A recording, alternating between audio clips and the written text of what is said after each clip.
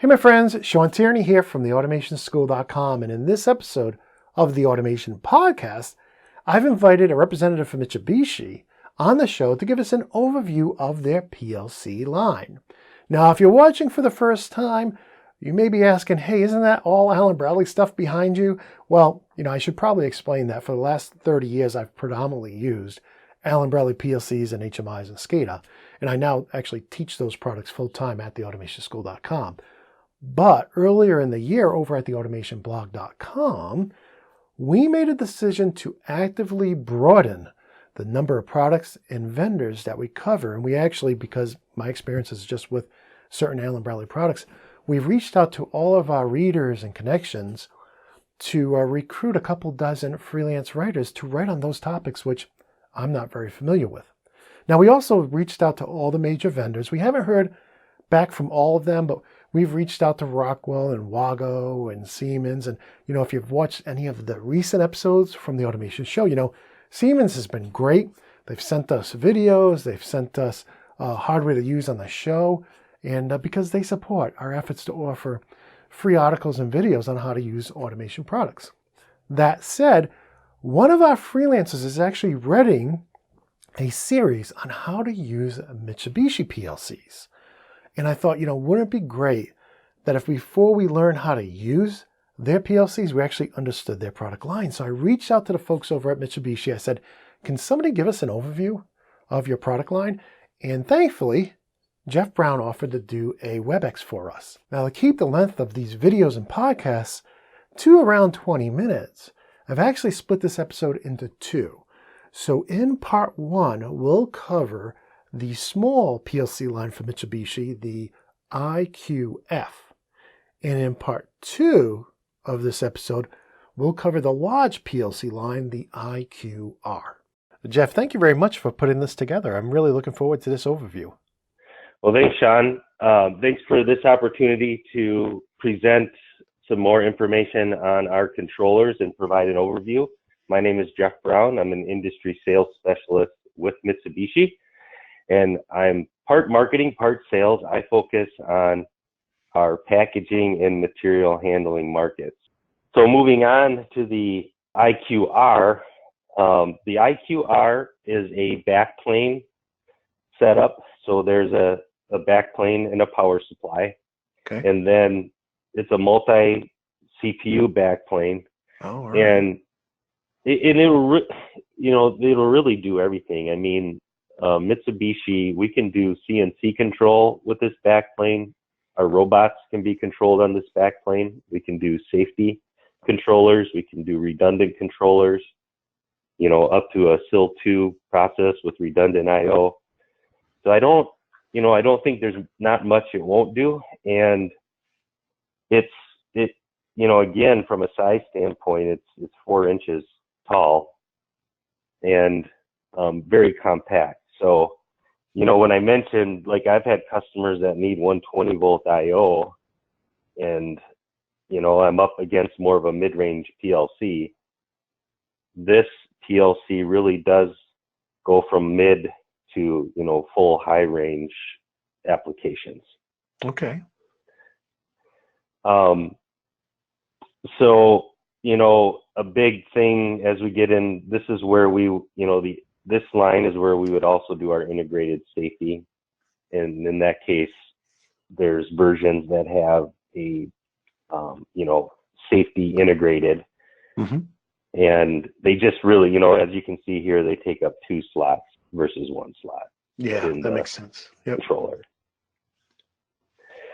And likewise with this controller, we'll go here to the iQ-R, and here's the selection guide. And you'll see here's your power supply options. So there's different amps as far as, the power supplies, and those are your part numbers there. I like their, pretty easy, simple part numbers. There's your bases. There is actually a 3-slot base we don't have here, but there's 5, 8, 10, 12 extension bases, cables. Well, let me ask you a question that just popped up into my mind. Let's say I had a 12 slot base, and I Hmm. needed a couple of more I/O modules, what would I do? Is there a base-to-base expansion, or would I Hmm. have to do distributed I/O? What would you do in that case if you had the 12 slot base and you needed, 3 or 4 more modules, I/O Hmm. modules? You know, I mean, most of the customer, where we would recommend is going to a distributed I/O, right? Okay. More and Yeah. more going that way. But Yeah. but it depends. A lot of customers, if they're more comfortable with doing the extension, and that's the way they've done design, you could do an extension to a base. Um, Is there you a know, limit, like we how far you can extend it? there there's extension cables you'll see here, like this Okay. one goes to 10 meters. So that would be in cabinet. You're home running all your wire Yep. to that Yep. cabinet. That's the way you do it. And that'd probably be more for if you had existing old assets in the plant. It's already home run to there and you want to just replace it. If you're looking at going new install, you're going to put distributed I/O closer to where the sensors are, right, to reduce your wiring. And then you're going to use a network to that I/O. In that case, uh, we have different varieties of distributed I/O, be it slice or block. Okay. And if you're familiar with like the flex I/O, Yeah. where it's a compact, high density, Hmm. that's probably the most comparable to our, what we call our remote I/O. It's just Okay. like, small blocks, 16 in, 16 out, high density I/O blocks that you distribute And then you have low out to the density system. slice I/O as well. We do. Yep. Okay. Yep. Okay. Excellent. So then from a processor standpoint, the processors are R CPUs or RENs, and I'll quickly show you, they scale up. The ENs have the Ethernet on board, so they Okay. save some money because you don't have to buy the additional, like with Rockwell for all those years, you had to buy like the EN2TR cards. Yes. Yep. Yep. Um, but now, the newer models, you can do it from on board, similar. Yep. We've added Like the that on board. L8. Yep. And then motion CPUs, there's actually two types of motion. There's a motion CPU, and these are for, say you're doing a 200 axis coordinated press converting line type application, highly sophisticated. That's where these motion CPUs come in. For most, packaging applications that are more mid to low range, over here you'll see these simple motion modules. So just like in the FX, we have those simple motion that do camming, gearing, interpolation. We have those in the iQ-R as well. We call them simple motion. The selection guide has a whole entire section just for motion control as well, but Okay. we put them in here so you see that they're part of the architecture of the iQ-R. Yeah, so what else is unique on these CPUs? On the side, I don't have a picture, but on the side of the CPU, there's a little door, and there's an SRAM cassette in there, as well as there's a physical security key for IP protection Oh, all that right. you can lock the processor. So that was one thing we put in the iQ-R for security, but then also you can do expansion of the, so this is going to give you expansion of the actual, we talked about how many steps a controller has and your program size. Sure. This memory, this memory is going to expand, that capability for the controller. That's good. Nice.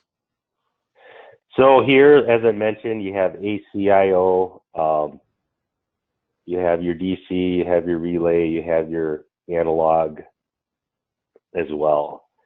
And one thing I do like, just to mention the software with the analog, and you do all of your configuration in the software for your scaling, even your high, like if you have a high alarm, a low alarm, that's all set up through a user configuration window. So it Nice. makes A lot of users in the U.S. that have used Rockwell, they're used to that. And I know, some PLCs don't do that, and you got to scale it in the program. Just one other thing where we're, trying to make it easy to use. Nice. And then CPU models, I would say in this, the real popular one is going to be this R04 and up, because if you're lower than that, we're typically in our FX5 line, but it does scale down, all the way down to a pretty small R00 CPU that, as I mentioned, if you look at data memory, that's, 1.5 megabytes. So, that's going to be comparable to, say, like a 3 megabyte, in the Rockwell world. And I say Rockwell, I mean like the Logix world. The Micro 800 series are going to be more similar to this memory usage. So it's, I think the Siemens are pretty much the same size. Right. Yep. Okay. Any of those that are where you're declaring, memory, the thing with the Logix is everything's a double word, right? It's 32 bits unless you do a UDT. And that's nice. It's easy. It's tag based, but it's not the most memory efficient. Most other controllers, you're defining, if it's a bit, it's a bit. If it's if it's a byte, if it's a word, it's a word. So, the memory usage goes down with that type of controller. Makes sense. So, So there's your different versions. Typically we're in a 04 and a 08. We don't really get, unless you're doing process control or really, large access count, do you get into the, these larger CPUs. Okay, yep. But they're out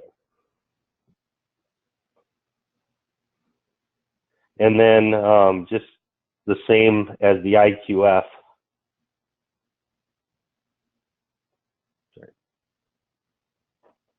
The iQ-R has a selection tool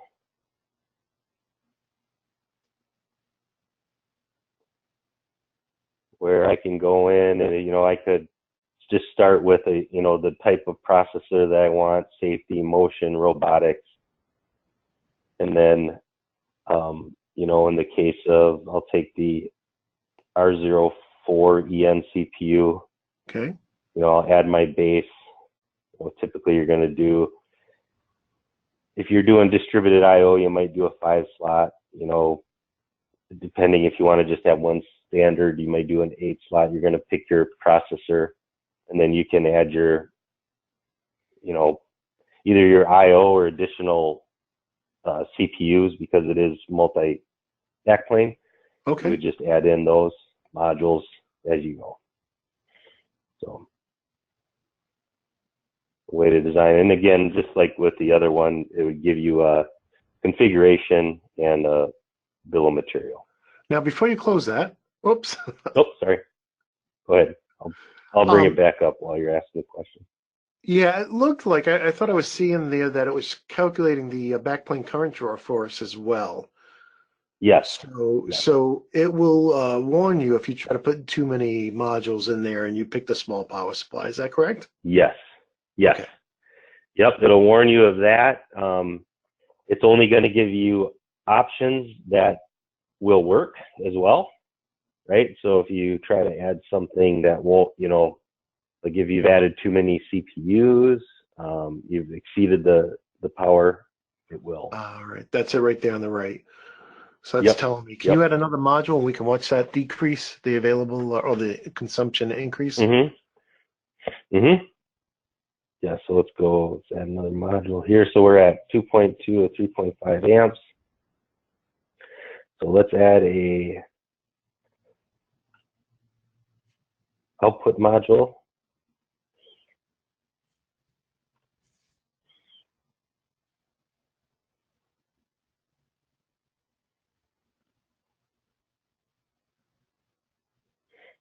So, all right. Now it's at 2.58. Okay, great. And I noticed it was one we couldn't select too. So checking Excuse me. I noticed there's one I couldn't select either, so it's all Right. excellent. Yep. That's great. Yep. hmm Number of I/O points too, so that's good too. Excellent. So no, and hmm those are important when you're putting a system together. The last thing you want is to put something together that ain't gonna work. Right. Yep. Yeah. So I find these tools really helpful, and more and more as I know our customers want to do things themselves, and they look online. I want to make sure they know those tools are available to them. And we'll definitely include links to all of those, the selection guides and the tools that you have there. We'll include those in the show notes. Oh, okay, that'd be great. Yeah, and try the links. I will say I have you can sign up for it's free on our support to get a username and login. And Okay. sometimes some of these links require that, Okay.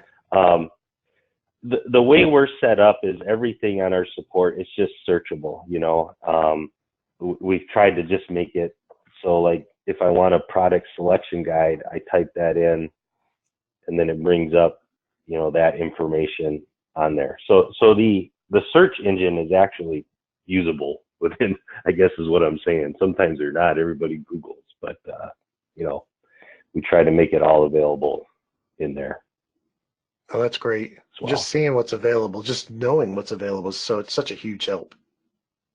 Yeah. Yep. Yeah, and then I mentioned the CCLink IE. That's the Ethernet version. It's giga speed. It's open. There's a lot of vendors on CCLink IE field. We have a partner network called eFactory Alliance. So, Balluff does a lot of like our IP67. They do IP67 IO. Cognix is on there. There's a lot of vendors that support CCLink IE field. It's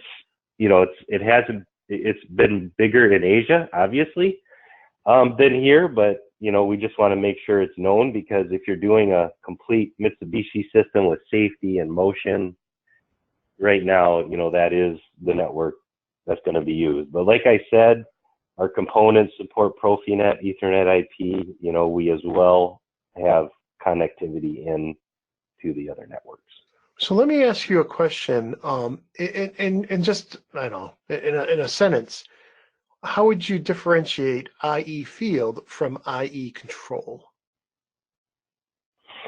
So IE control is controller to controller. It's more of an MES level network for Okay. tying up. You could do, like, say, plant-wide dual fiber optic. IE field, think field devices, Okay. drives, IO. Yep. And, unfortunately, CC-Link is kind of confused with all these different networks. And to that end, really so CC-Link, i.e. TSN, time sensitive network. And I don't know how much you know about TSN, but, various network vendors, be it EtherCAT, Profinet, are looking at TSN as a standard, as a means of interoperability. And we're the first ones to come out with a full CC-Link TSN, spec. And I say CC-Link, right? Sure. I'm putting on my open CC-Link hat. And we're starting to release product for that. So, starting this year, our first product was our servo drive, then it's going to be our VFDs and then our PLCs. And, that for us, that's our, where we can have multiple protocols riding on the same network. Even ideally, the idea is if there was an EtherCAT TSN device or a Profinet TSN that implemented that protocol, Yep. they could talk to the controller if, just when it supported CC-Link TSN, because those devices are TSN, Nice. It's the ultimate holy grail. I call it, like, my analogy is, in my house, we have Sony PlayStation and we have Xbox. Yep. And the ultimate goal is you could have a user on a PlayStation, a user on an Xbox, and they could play the same game and coordinate, right? Yeah, we can do that in Over the Fortnite network. and Rocket League, but not many games. It's very, very limited. Right. So that Exactly, is the Holy Grail, right. So, right? Yep. yeah, that's the Holy Grail, and that's the vision. And, you know, if anything else, it just shows where, you know, in the U.S. market, we know we have to be open, and, you know, CCLink TSN is our mark on, you know, on that openness. That's interesting. I had not, I do a lot of teaching, so I have not really delved into TSN. So I appreciate you sharing that. That's something that'll be on our radar as well as we go forward. Sure.